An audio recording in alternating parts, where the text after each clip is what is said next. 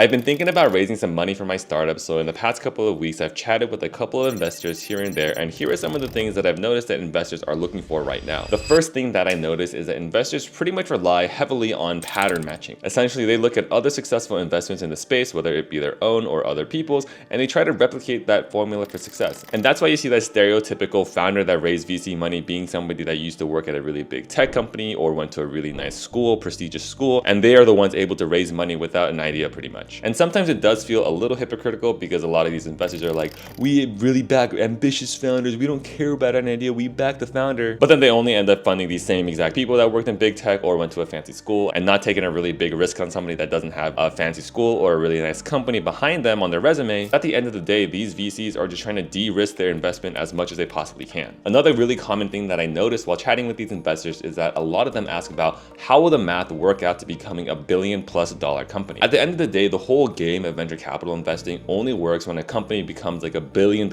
company. I would hear the question of how does this get big asked all the time. And a lot of these investors also acknowledge that, yo, you don't really need to build a $1 billion company to live a dope life. If you and a really small team can grow a tool to like a couple $1 million of revenue and you just all engage in profit sharing, that is an incredible life. Like you have enough money to essentially establish your own family office. But at the end of the day, as a venture capitalist, their job is not to invest in these small quote unquote lifestyle companies that only make a couple $1 million.